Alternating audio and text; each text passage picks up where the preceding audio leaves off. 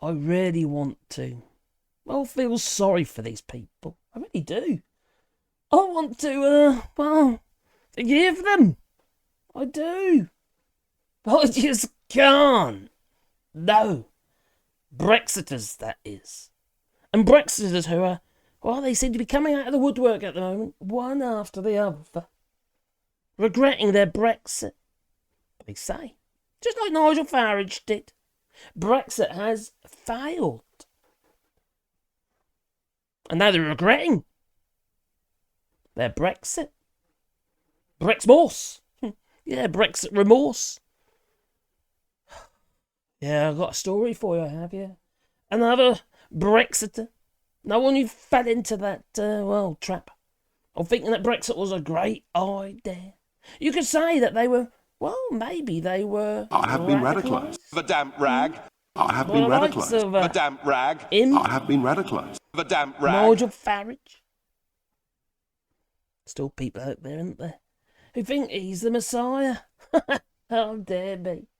We had that before, didn't we? With Alexander Boris de Pfeffel Johnson.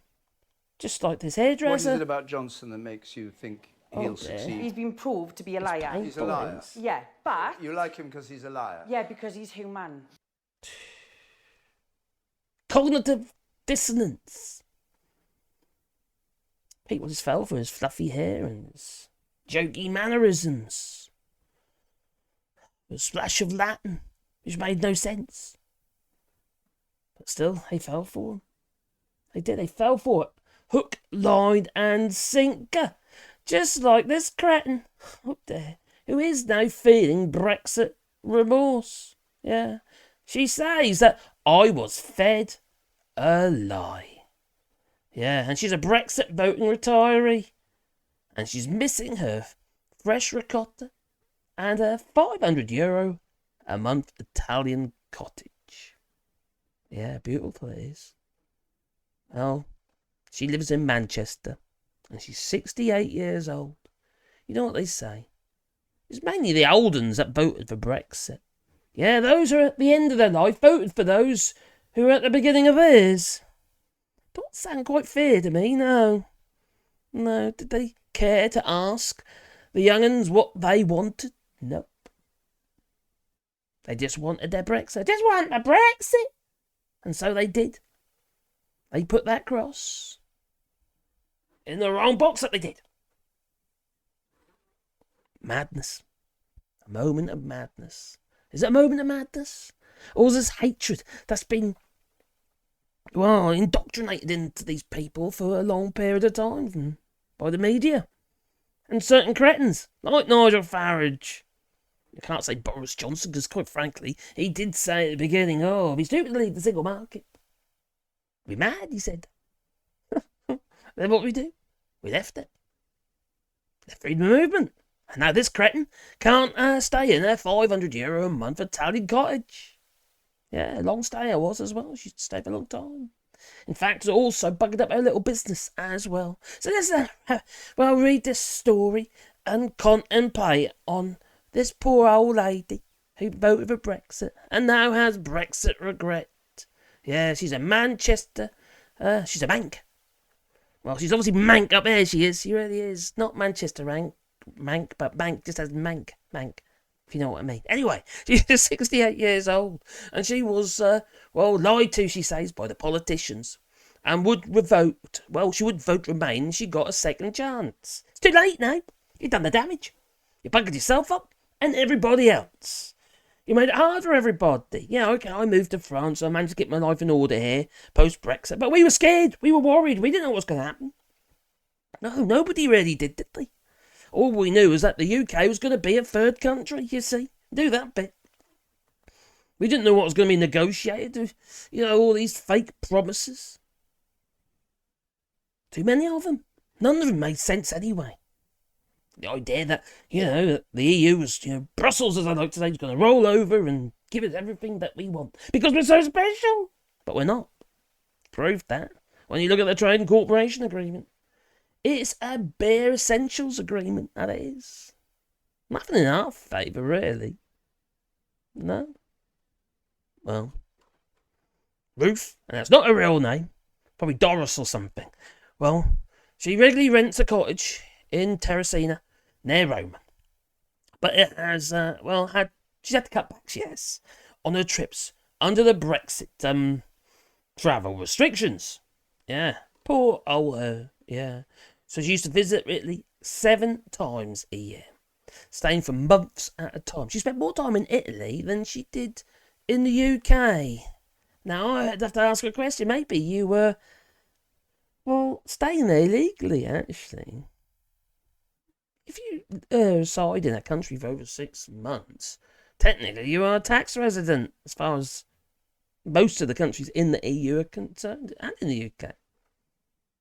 She should have been paying her taxes on her pensions and stuff like that, maybe, in Italy.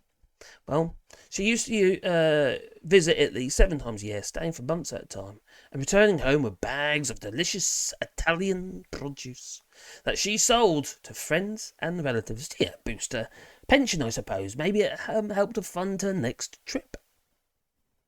Now Ruth, 68, a retiree from Manchester, whose name has been changed. Yeah, it's too embarrassing, you see. She don't want anyone to know who she is, does she? But I'm sure her friends and family actually know it's her. And the word will spread anyway. There's no point changing your name to Ruth. No. Not with social media. No. I'm sure there's members of her family that resent her for voting for Brexit. I'll be a bit surprised. Well, she says that her nomadic lifestyle and small business have been mostly destroyed by this abominable travel restrictions, she says, introduced post-Brexit. We warned you. We told you. Third country rules. You only have to look at what other third countries had to jump through, what hoops they had to jump through, what hurdles they had to jump over to come to the EU. You know? It wasn't difficult. Did you apply any kind of critical thinking? Clearly not. You just listened to the likes of Nigel Farage, Boris Johnson, J. Rees-Mogg, and Dan Hannan, and all those cretins. There's too many of them to mention, really. But they had their ulterior motives, yeah. They invested against the pound and all that sort of stuff, like quasi-quate. These people, really, they're traitors. They really are. They're traitors to the country. Not those judges who, made it a little bit awkward for Boris Johnson and Theresa May. No. They're the traitors. The Brexiters. Including this woman, really. Although, again, she was hoodwinked, to be honest. But she didn't think. She was stupid. And in the eyes of the law, ignorance is not an excuse, is it? Oh, I got a speeding fine. Sorry, officer, I didn't see the sign. Well, I guess they was odd you're still getting your speeding fine, aren't they? Ignorance is not an excuse. Nor is stupidity. Now, stupid is as stupid does. Well, Ruth, she voted for the UK's exit for the European Union and believes she was lied to and regrets her decision. She's stupid. I'm sorry, I hate to say it, but she's clearly stupid. How can anyone in their right mind believe that Brexit was not going to, play havoc with her travel plans? That's just idiotic. Absolutely idiotic. And anyone who tells me, no one really knew what it meant or what's going to happen, you can't tell the future. You don't need to tell the future, just flipping logic. You only need to, speak to those in the EU or listen to those in the EU, in the Commission and what have you. They knew. Why would the EU roll over for the United Kingdom? Why would it? It wouldn't, would it? It's obvious. Blatantly obvious. All it would do is be, a free ticket to ride, isn't it? For the rest of the EU members, member countries. To say, okay, we might as well be out as well, then. No point being in, is there? Why would they do it? They wouldn't. It's stupid. And anyone who thought that they would, Well, they clearly are. Stupid. Sorry. I know some people are going to hate me for saying that, but it is. It's stupid. It's just ridiculous. There's some people might vote for other reasons. Somebody on this channel, and I kind of respect him for that, actually, in some ways. He voted to leave the European Union because he said his reasoning was because of the 2014 vote. The Indie referendum vote. And it was in retaliation for that. For the propaganda that was spread across, Scotland and what have you. And maybe if it wasn't for that, they would have had their independence. Like the propaganda that was spread across the United Kingdom. Influencing those who didn't really know what they're doing. To vote for something that they thought sounded rosy. Sovereignty. Sovereignty, they said, yeah. Didn't happen, did it? We actually lost sovereignty. She says, I feel trapped. It's a nightmare. Why didn't our politicians clearly tell us everything? What do you think? They had an ulterior motive. This is stupidity. Yeah. Didn't tell us that everything was going to change in our Italian dream, like expat life. You mean immigrant life, or migrant? Would be shattered, she said. She asked. I was fed a lie about Brexit. Just like everyone else. If you believe the flippin' lies, you're a sucker.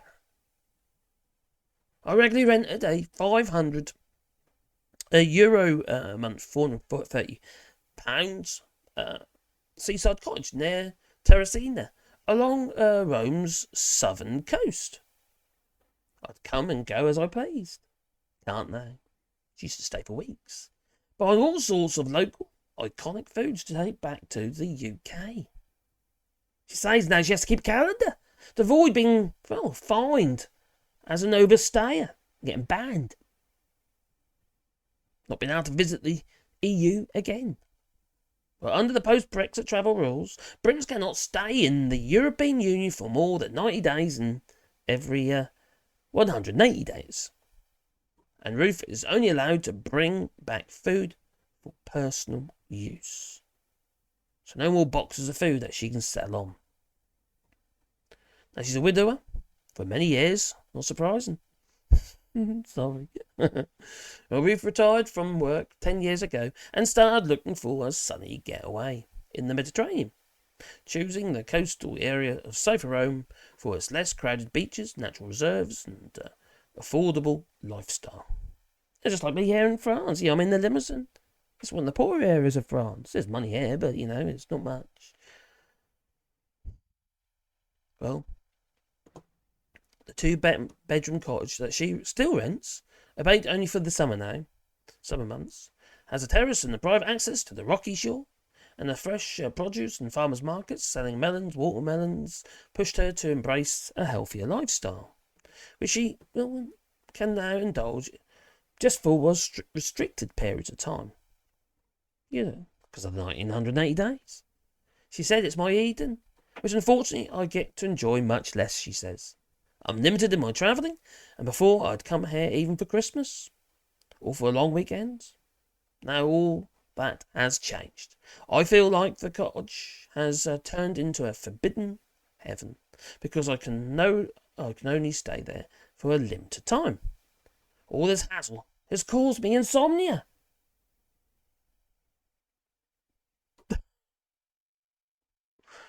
I regret voting for Brexit. Okay, fair enough, you come clean. It's not good enough, I'm sorry. It's really not. Your reasoning for regretting Brexit is personal to you. It's selfish. You had no thought. You gave no thought to all the other people that your decision to leave the European Union would make on them negatively. You didn't give it a second thought. Zero critical thinking. So yes, she regrets voting for Brexit. And she says, if only I could vote again to remain. This time I know what it would entail. Now, Ruth, who used to work as a caregiver, used to regularly take home authentic local produce from Terracina as gifts and sell it on to people she knew. Now, in this part of Italy, you'll find the most tasty buffalo milk mozzarella, the cows of bread, and Nearby green field, she says, and there's delicious porcini mushrooms and exotic fruits like finger limes and great for fish dishes and papayas and yeah. Not anymore. No, she cannot export this stuff anymore. The extra virgin olive oil and local olives are a premium. The Ruth said that she never sold huge quantities, but began getting orders from various people, and she knew and established a small business in Manchester. The most popular produce amongst them was mozzarella and fresh buffalo milk ricotta, which she would buy the day before her departure for the UK. She says she made friends with local producers before Brexit. I could ship a few boxes of these foods back in the UK or take them along with me as plain luggage. Nobody would bat an eye, she says. They didn't bat an eye. Technically, I don't think you're actually supposed to do that, Dion, especially with dairy products, but there you go. Now, following the post-Brexit travel restrictions, I can only take home dairy products, fruits, vegetables for personal use. All my luggage is checked at the airport, and in June, 2 jars of delicious cassia fini, sotiololi, anyway, artichokes, basically preserved in oil, were seized at the check-in, and she reckons she got so mad. I'll tell you who else got flippin' mad. Us who did not vote for Brexit. When we saw the result of that 2016 vote and realised that the British people are stupid, or at least 52% of them, of the voters who voted. Stupid. Now maybe you know of some stories like this. Because I'm finding a food now, actually, that I'm going to keep making videos, because these people need mocking. And if you know who this person is, who's bringing back, mozzarella and mushrooms, let us know. What's her real name? Oh, no. Let's mock her even more. Because quite frankly, I don't feel sorry for her. I'm sorry. No. Because the only reason she is regretting Brexit is because it's affected her. That just makes her plainly... well, selfish. So you can say selfish is as selfish does, and she certainly has. You tell me. Please leave it in the comments down below. But please boot the old like button, you know. Yeah, that helps the channel, you know. And subscribe, and maybe a little bell icon there as well. Because then you'll get a warm fuzzy feeling in your pocket every time I upload another video. And I hope you'd be excited about that. Okay, that was a bit of a longer one, but I think it was worth it. I hope so, you tell me. Leave it in the comments down below. So, ta-ta. And have a lovely day.